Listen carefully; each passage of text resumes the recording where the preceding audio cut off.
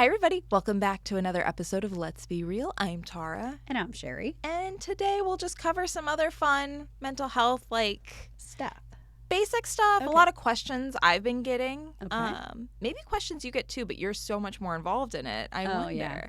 So I've been getting a lot of queries from existing clients or clients potential clients I consult with when they show up with trauma work, which is something that I very much am interested in working with. I do let them know about other resources such as EMDR. Ding, ding, ding. Eye movement desensitization and reprocessing therapy. Can you say that 3 times fast? I am going to continue to use acronyms because that's what we do. Good girl. EMDR. Okay. Perfect. Sheri is a practitioner of EMDR. Is that how you would say it? Practitioner, certified? Even I'm though trained to do it. I'm not certified, but that's just a whole nother level of just to put a C next to your name as far as I'm concerned. And I'm not about letters. I mean, other than my LCSW, right? I think I would like to say the more letters you have, the more problems you have. Probably. But, more letters, more problems. That's what I'm saying. More letter, more problem. But so my issue is that I don't want anybody to videotape me. Hence, here we are. I did have very to oxymoron right there, but I did have to convince you to do the video with our podcast. Yes. But I mean, I'm sure I could, but I'm not a full 100% follow the program kind of girl. I don't follow ingredients. I mean, recipes. I don't follow rules. I just kind of make my own. But don't eat cookies at Sheri's house. That's right.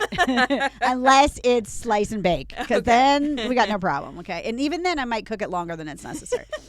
But the idea is, okay, so with EMDR, you have a script.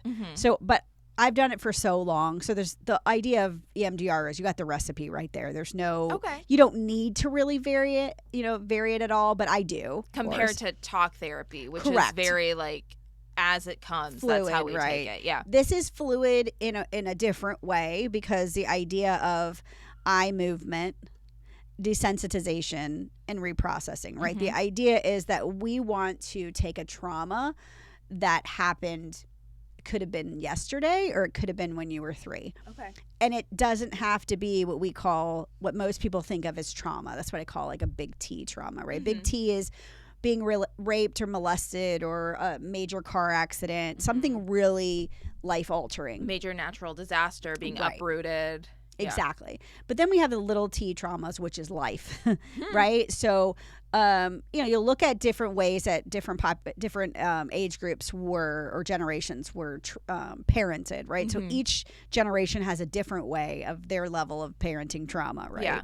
And that could just be I was raised in the era of don't cry, I'll give you something to cry about, right? Sure. So that in itself is a trauma, right? Of not being able to express your emotions and being shut down with that, right? So let's say we use that as an example.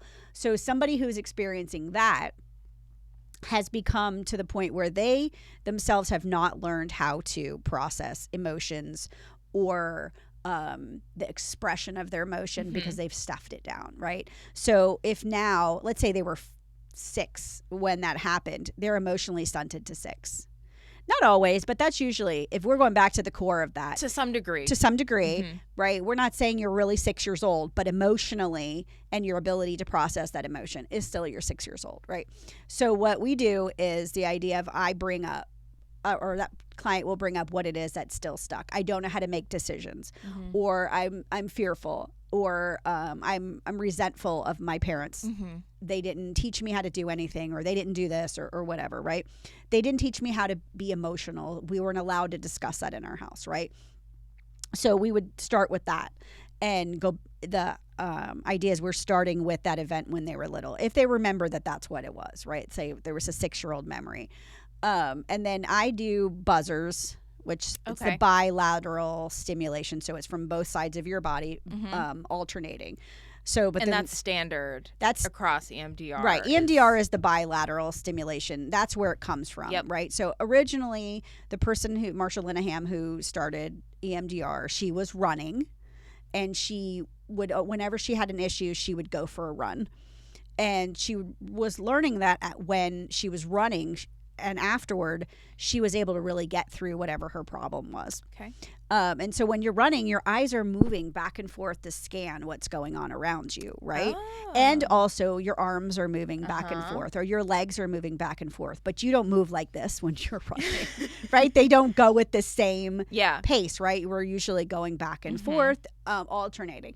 So it's that back and forth movement that helps it get from the part of your brain that has now turned your alert system up really high. Let's say if you have PTSD, you're talking about the alert system is out of whack. Yeah. So if my alert system is I'm on high alert and I'm thinking that the world is on fire, but really nothing's going on outside of and somebody could look at you and say, nothing's on fire. What's wrong with you? Right. But in your mind, you're responding to everything's on fire. Yeah. So my regulation, my system is out of whack, right? My alert system is broken. Right.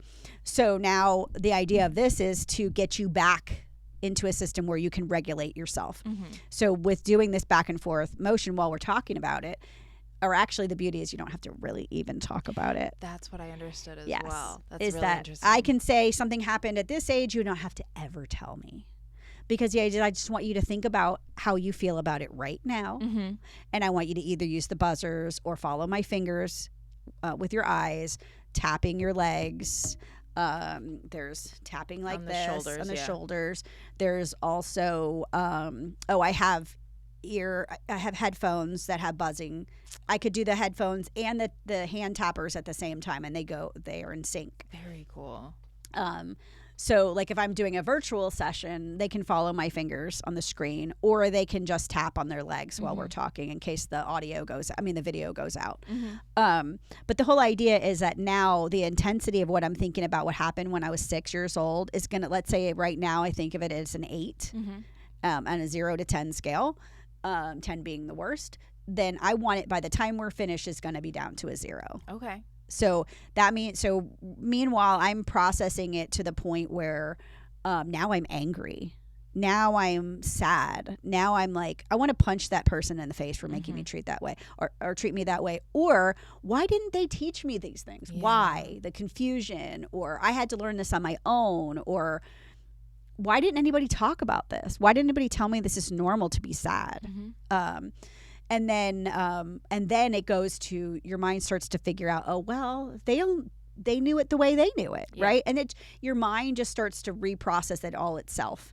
While we stop, we talk about it for a second. What did you notice? Yeah. And then they go back to thinking about that. It's just a continual process till at the end, your mind starts to work the solution out itself. Okay. And then at the end, we want to stick with something that's positive. So if I say I felt in the beginning I was unsafe, at the end, we want to say something like, I feel safe enough. Yeah. Right? Because we're never going to say I'm totally safe. That's irrational. Also to say I'm never safe or I'm always safe. Right. The absolutes don't exist. Exactly. And that's where people get stuck. So this is getting rid of the absolutes, bringing down the intensity of their alarm system and bringing it back to a normal, manageable thing. That's so interesting. So that was as succinct as I could possibly get it. So in a session, you're kind of processing the narrative of your trauma while using these like somatic methods, right? Whether it's tapping, eye movement, buzzers, etc. Right, because it allows your mind to be distracted because it's been so stuck on those since you were 6, right? So the idea is I could intellectually know that I do know how to handle emotions or this is what you're supposed to do, but your body won't allow you to do it because it thinks it's not safe. Yeah. So if I think about it while we're doing that, and you can say to yourself over and over again while you're doing this, I don't know how to feel emotions. I don't know how to feel emotions. But by the time you're in like your 4th time of saying that, your mind starts to say to you, no, that's not true. I do know how to do that. And then it'll start to, it's like your mind starts talking your way through it because it's now no longer, it's distracted by these buzzers. So interesting. Or the eye movement. Yeah. And that's the thing is it's supposed to be replicating rapid eye movement when you're sleeping. That's right. Yeah. And so most people, so restorative. Yes, exactly. Right. Because that's where we heal and our body restores. And that's when we reprocess things. Like you'll say, why don't you just go to bed and worry about it in the morning or sleep on it. Right. But so many people with PTSD or trauma situations, they don't sleep well. Yeah. That's so double. They're it's not coupled. getting that, right? And so you're also, most of them are probably not running that part. because their body is running from everything. Maybe they are running, but now that's the only way their brain shuts down. And that's not productive. Right. So we want to be able to get through it, think about it, push through it. Like I think of it as, well, when we're in training, they talk to you about being on a train, right? So you're going forward. The images of your trauma are going past you, right? You're going to continue on the train. And, like the images just keep going by, like the scenery. And that we're not staying in that. We're just going to keep moving. And so while you're doing that, your mind is starting to change the narrative. It doesn't mean that it didn't happen. Right. But it just means that now I'm not, it doesn't bother me as much. I can think about it. I don't have a train station in those memories. Exactly. Okay. I like that. That was perfect. Right. I like that. So with EMDR, is there an expectation or a recommended amount of time? Is it weekly? Well, it depends, right? So I've had people where they've had where attorneys have sent them to me because they're in what is it called when they're dealing with workman's comp, and they want them back to work, and this is the only way somebody told them it's going to work or whatever. So I would see them twice a week with an expectation of, we're working on one particular thing. We're not trying to go off into other sects of your life. We're working on that particular event. Okay. And it may not take that long. It may take 4 or 5 sessions, and but that's EMD, right? So that's what they call EMD little r. We're not going into reprocessing everything that ever happened to them. We're desensitizing you to the triggers of your trauma and how you respond to those in today. Right.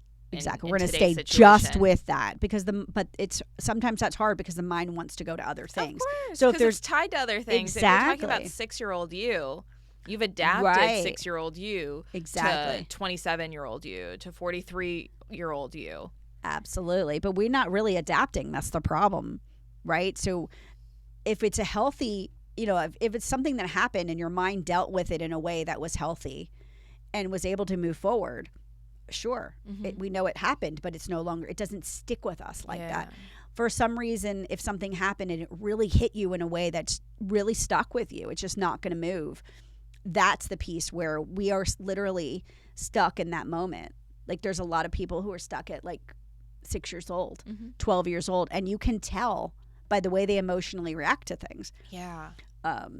Or a lot of veterans, right? There's still, I have 78, 80-year-old veterans that have been in Vietnam. They're still in Vietnam. They know they're here, they know they're home, they know they're safe, but their reactions are still based on that hyper alert, hyper arousal. I have to be aware. Survival, exactly. Wow. Because we are fight or flight human, right? Like the reptilian that's not brain, just I'm in PTSD, right? That's how we are wired. We're if we don't pay attention, we may get killed, right? And that's on the catastrophizing side of it, but that's where they live. Well, that's the function of that part of the brain. Right. It's for survival. Right. So when I work with someone who is either dealing with processing trauma or current anxiety symptoms, I remind them that they're not wishing anxiety away. Right, because that's a normal emotion. You very much need it. Okay, right, because you don't want, if your alarm goes off in the morning and you don't give a crap, you're going to sleep through it. Right. Or reminding them that there are very real circumstances where it's warranted to worry. Of course, right? You have to be aware. That's where a lot of my veterans have a hard time with that line between what is safe enough, because they don't believe that that's a case. That's a such thing. a good phrase, safe enough. Yes. Safe for now, safe enough, right? I don't have to constantly be looking over my shoulder. I don't have to constantly be aware that someone, and it's not in a paranoid way that somebody's after me. It just means that especially the veterans, right? They've been through boot camp, they've been trained, this is literally going to save their life. You have to be aware. If you're not aware, you will get killed. Right? But you can't live like that. No. So it's a fine line for them of this is where they start to get comfortable saying, okay, I can be vigilant in my home. Mm-hmm. I can have a weapon in my home, and if somebody comes in, but I may or may not carry that weapon outside of my house. Oh, okay. Right? So that's finding that balance between that and what is a paranoid thought of that, which goes hand in hand. But there's a delusional paranoid, which if we've gone that far, that's a different story. But we're talking about like manageable. We have to bring you down to know that I can leave my house and not be constantly afraid that someone's going to jump out at me. Yes. It makes me think of other examples too that I have heard of. Now I don't treat veterans. I don't think I have treated veterans, but that wasn't the primary reason they were seeing me. Right. And something that I understand from vets or people who are still in active services, there's some things that are trained that just won't go away. So there's no presence. Absolutely. There's no presence of PTSD. It's just a matter of, like, you could talk about trivial things like, I will always make my bed. Yes. They're very much trained to do that. To things that may be more situationally aware and maybe rooted in healthy anxiety, maybe, where they're like, I will prefer to sit at a particular seat in a restaurant. Absolutely. So I have my to see the back exit. So my back is not towards people or towards the exit, etc. And those things we don't need to pathologize those types of things. Absolutely, because there's a lot of people that haven't been in the military who are that way as well. Correct. Right? And I don't like it. I know you don't like it when I say man versus woman, but you're funny. That is more of a man thing, right? That is a male thing to want to protect. Yeah. Right? That's part of their MO, right? That they want to be able to protect the person they're with, right? So that may be something that's just, like I've also had people tell me where they choose to sleep on the side of the bed that's closest to the door. Ah, yep. So that if somebody comes in, they can protect you. Or they walk on the side of the road on the outside and you're on the inside. Yes. So those aren't necessary. But you have a combination of all that, and I can't go in a restaurant if that spot's not available. The reactivity to those things, that's when, we're not sending you to therapy for those things by themselves. Right, exactly. Or even the collection of those things. It's the level of intensity, right? And understanding that, okay, this is okay, right? Remember, nothing's a problem unless it's a problem, right? We want to be able. We're not going to pathologize everything. Even though the insurance companies would like us to. But, the idea is learning. I think of the alert system like, when you have a light at your house that has a sensor on it, right? Your floodlights or whatever. Yeah. So if my sensor, because I can change the sensitivity on the sensor. If I change the sensitivity, if my sensitivity is 3 blocks down from the driveway, my light's going to go off. It's going to always be on. If my sensitivity is turning on when somebody pulls into my driveway, that makes sense, right? It's going to only come on when there's somebody coming near me, which is how it should be, right?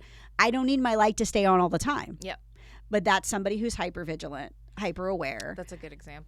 That their light stays on all the time. So we just want to bring it down.